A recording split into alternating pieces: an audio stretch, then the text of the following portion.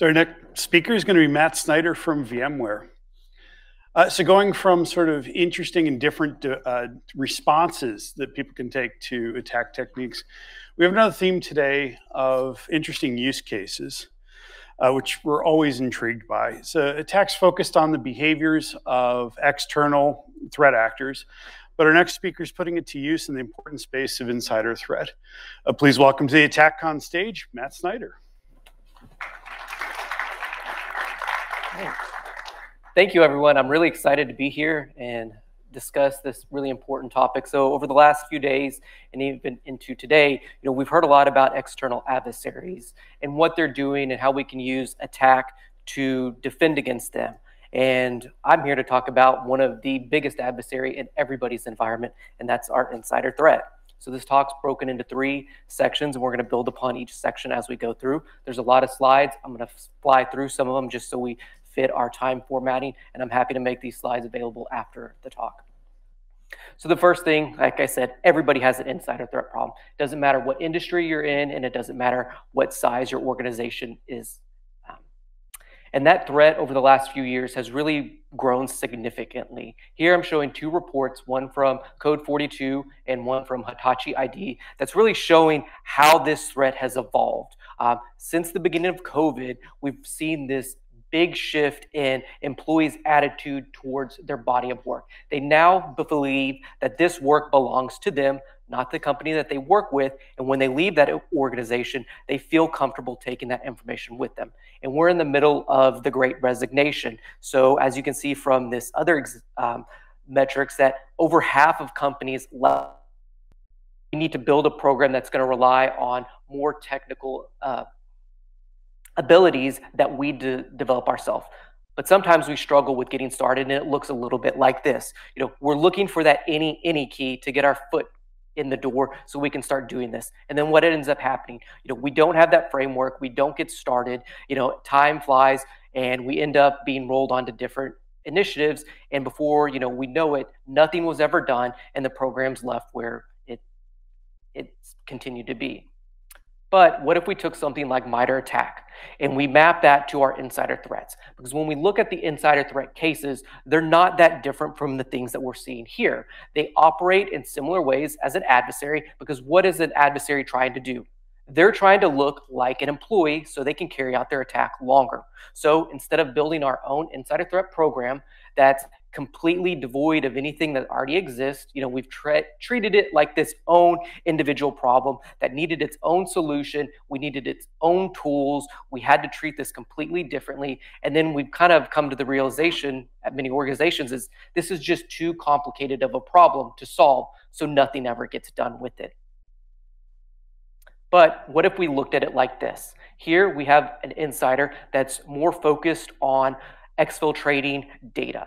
So some of the threat profiles that this might, hit against are, like the oblivious user, more importantly, the negative or the negligent and the data hoarder. These people know what they're doing. They're after this information, and these are the people that are going to try to take it when they leave. And when we zoom in, because I know that's hard to read, we can see that the insider, because they already likely have access to all of this data, they're not that concerned with initial access and persistence. They're really just after the data and exfiltrating it. And these techniques are rudimentary. It's right click, copy, paste. You're downloading things from some internal repository that's easy to get to, and you're copying it to an external drive. Most organizations allow a hard drive to be connected to a device. They allow things like external file shares and things like that. Even if it's against policy, it can still happen. So we don't have to have these really advanced users taking advantage of some really easy to use techniques. Getting into the rogue employee, this one's where it gets really interesting. This is the one that kind of mimics an adversary. They're out to create chaos, inflict damage. Maybe they have a score to settle, and because they're an insider, they have got this tremendous access to your organization to carry out any type of attack that they might want to. And when we zoom in, what I think is really important about this threat profile is persistence and defensive evasion. With this malicious insider, you can look for them to find ways to stay in the environment. expecting that their attack is eventually going to be discovered, what can they do to get back in to prolong the attack? What are the things that they can do to avoid being discovered? Are they trying to disable things like antivirus? Are they messing with logs? If this is a domain admin and they have the ability to shut down some tools, are they trying to do that? So that's really important, that if you suspect an employee of being rogue, you need to find persistence and you need to make sure that you close those doors before you take action against that employee. Now, this kind of brings the last example. Is this accident or was this intentional? This is what I really love about the insider threat, because you're going to have one of two outcomes when you talk to that user. And I'll zoom in a little bit more. They're either going to say, oops, that was an accident, I didn't mean to do that, or they're going to pretend that it wasn't them, that they didn't do it. It doesn't matter what evidence that you bring against them. You can have video evidence and you can have your forensic evidence, and then you could have anything else. You could have a statement from their mom that said they were there and they watched this employee do this activity, and they're going to still deny it. So I think what's important for us as investigators is being able to use a tool like the MITRE ATT&CK framework to understand all the possibilities. So when we do these investigations, and sure enough, when you get that user that says, I didn't do it, and you need to go back with your legal department and HR department and say, okay, well, they said they didn't do it. They're not going to take my word for it. They're not going to just accept that, hey, security said they did that. I think that would be a great addition to either the detection or maybe the CAR in MITRE, just security said so. And that way we can, take a shortcut on some of these, because it happens on, Friday afternoon. We need that, that MITRE card to say, hey, yeah, this is an official investigative because we said so. So put that in the chat. Maybe we can get that happening here at ATT&CKcon. But what I've found was valuable is I can go back and meet with these business partners to say, hey, these are the things that I've done. They said they didn't do it. So let's look at it from an adversary perspective.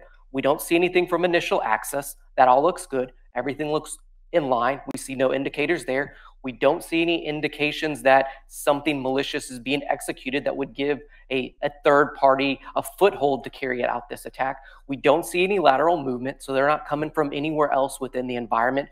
We don't see any other signs that would support the claim that they didn't do it. What we do show is all of these techniques that indicate that they did it. We see that some of this activity is maybe it's aligning with work that they already do. It aligns with the user's technical capabilities. Maybe it even aligns with some of the information that we're finding throughout our investigation and these logs that we're collecting that supports that says, hey, this person did it. So now that we've identified these key TTPs, we need to build intelligent detections. And I know that everybody here that's ever built a detection has done the Homer dance of victory when we think that we've built the perfect detection, and in the background, the SOC is on fire. So we can't do that. And Haley talked about this yesterday, but risk-based alerting is the answer. And this is an example of what it kind of looks like when we're mapping it to the insider threat problem. We've got our user base, we've got all of our tools and all of our logs, and then we're doing data analysis on this. And here you can see we're looking for key techniques. This is going to help us understand the risky behavior that's taking place. Then we're going to do our risk analysis where we can score these events, and then we can also add in risk modifiers because maybe this user is on a watch list because they're on some performance plan, or maybe they're about to leave the company and that's prime time for them to finally act on something. Same thing with the rogue employee. We've got all of our logs. We're applying our risk analysis on top of this. We can see the pattern of behavior that allows us to see a full, clear picture of events and what's going on, that, hey, yeah, this aligns with what that person's saying. We see the clear signs of the phishing emails. This is a phishing campaign, and we see it that's pretty widespread. That could, indicate that there's some truth to that statement. And then we can understand some things like, hey, is this a repeat offender, or is this somebody that should know better and they're continuing to act in these really risky types of endeavors, and we need to take firmer action on that. And lastly, you can have a really simple rule that's just looking for tactics and techniques, and if it crosses a certain threshold, then you can take action against that. And that brings me to starting to wrap things up is if you're not testing your detections, you have no idea if they're actually working. So here's a basic Python script that'll help you generate a bunch of dummy files. And in lines 6 through 9, you can add in some customization to generate the types of files and the naming conventions that you want so you can run this through some testing. Last thing, if you've done everything that I've talked about, this answer should be really clear. If you get into the situations where at the end of your investigation, you're not quite clear, remember, Occam's razor, the most likely explanation is going to be what's most likely happening. And keep, here's some pointers on what may or may not be happening.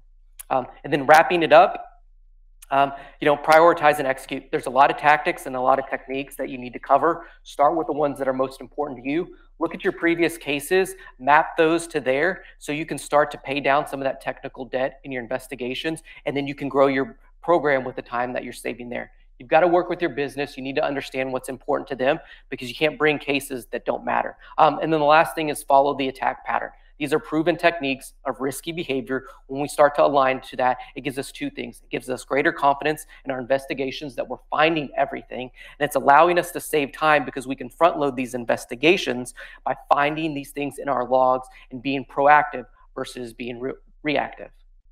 With that, here's some additional resources and some links. That brings us to the end. Thank you, everyone.